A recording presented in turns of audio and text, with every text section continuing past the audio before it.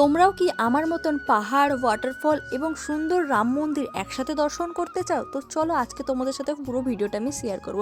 তো hello everyone, আমি আজকে বেরিয়ে গেছি পাহাড়, ওয়াটারফল আর সুন্দর রাম মন্দির দর্শনের উদ্দেশ্যে। হ্যাঁ, কিভাবে যাচ্ছি সেটা তো তোমাদের সাথে শেয়ার করব। প্রথমে আমরা ব্যান্ডেল স্টেশনে এসে সেখান থেকে ধরে নিয়েছিলাম ধানবাদ এক্সপ্রেস এবং ধানবাদ স্টেশনে আমরা নেমে চলে এসেছি টোটো স্ট্যান্ডে। এখানে কিন্তু অনেক টোটো থাকে, সেই টোটোগুলোতে উঠেই চলে গেলাম আমরা পাহাড়ের উদ্দেশ্যে। আর আমরা এখন চলে যাচ্ছি তপচিয়া লেকের উদ্দেশ্যে। আর তপচিয়া লেকের অপোজিটেই কিন্তু অনেক ছোট ছোট পাহাড় রয়েছে। তো দেখো আমরা এখন তপচিয়া লেকে চলে এসেছি আর এখান থেকে ভিউটা জাস্ট দেখো, অসাধারণ লাগছে গাইস। পাহাড়গুলো তোমরা দেখতে পাচ্ছ কতটা সুন্দর লাগছে।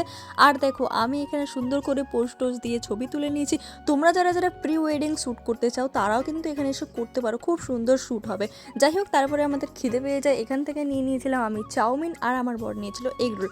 দুজনে এখান থেকে খাওয়া দাওয়া করে নিয়েছিলাম, যেহেতু অনেক সকালে বেরিয়েছিলাম তাই কিন্তু সকালবেলা সেরকম কিছু খাওয়া হয়নি। তাই এখন হঠাৎ করে খিদে পেলে তাও সামনে পেলাম চাউমিন আর আমার বর এগরোল। এরপরে আমরা দুজন যাব রাম মন্দিরের উদ্দেশ্যে। আর এই রাম মন্দিরটা কিন্তু একদম পাহাড়ের ওপরে অবস্থিত, তাই কিন্তু এই যে আমরা পাহাড় বেয়ে বেয়ে উঠছি। আর জানো তো, এই রাম মন্দিরটা তৈরি করেছেন বিহারের যিনি বিধায়ক, তিনি কিন্তু এই রাম মন্দিরটা তৈরি করেছেন। আর বিহারের যিনি বিধায়ক তার বাড়ির পেছনেই কিন্তু এই মন্দিরটা হয়েছে, কারণ তারই বাড়ি এর আশেপাশেই। যাই হোক, এই যে মন্দিরটা আমরা দর্শন করলাম, খুবই সুন্দর লাগলো এই জায়গাটাতে এসে।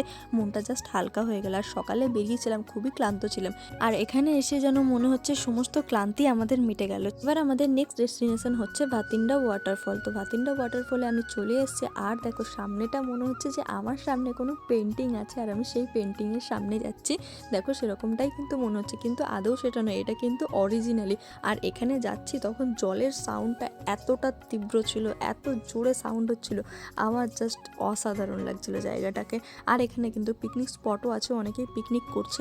এখন তোমরা জিজ্ঞেস করবে যে দিদি সবই তো বললে, কিভাবে ট্রেনে করে আসবো, কিন্তু ওখান থেকে কিভাবে ঘোরাঘুরি করবো, এই জায়গাগুলোতে আসবো, সেটা কিন্তু তোমাদের সাথে এখন আমি শেয়ার করছি। দেখো, তোমাদের প্রথমত ধানবাদ স্টেশনে আসতে হবে। সেটা তোমরা হাওড়া থেকেও আসতে পারো বা ব্যান্ডেল থেকেও আসতে পারো। তোমরা একটু ট্রেনটা দেখে নেবে যে কোথা থেকে ট্রেন ধানবাদের অ্যাভেলেবেল আছে। যাই হোক, তারপর ধানবাদ স্টেশনে এসে দেখবে স্টেশনের গায়ে অনেক অটো, টোটো, চার চাকা সমস্ত রকম মারুতি টারুতি রাখা আছে। তোমরা যে কোনো একটা গাড়ি বুক করে নেবে, আর ওরাই তোমাদেরকে বলে দেবে যে এই এই ঘোরার জায়গা আছে, এত টাকা প্রাইস। তোমরা একটু বার্গেটিং করলে খুব কমের মধ্যেই চলে আসবে। আমরা যেহেতু টোটোয় করে এসেছিলাম তাই কিন্তু অনেকটা সময় লেগেছিল। তোমরা কিন্তু এখানে অটো পাওয়া যায়, অটো করে আসতে পারো। যাই হোক, এই যে জায়গাটা দেখতে কত সুন্দর, তোমরা কিন্তু অবশ্যই কমেন্টে জানিও কে কে আগে এখানে এসছো এবং কে কে নেক্সট প্ল্যান করছো এখানে আসার জন্য, সেটাও কিন্তু কমেন্টে জানিও। যাই হোক, একদিনের ছুটি তো আমরা বেশ ভালোই ঘুরলাম। আর তোমরা কিন্তু এখানে এসে একদিনের মধ্যেই ফিরে যেতে পারো। সকালে এসে কিন্তু সন্ধ্যার ট্রেন ধরে তোমরা বাড়ি চলে যেতে পারো।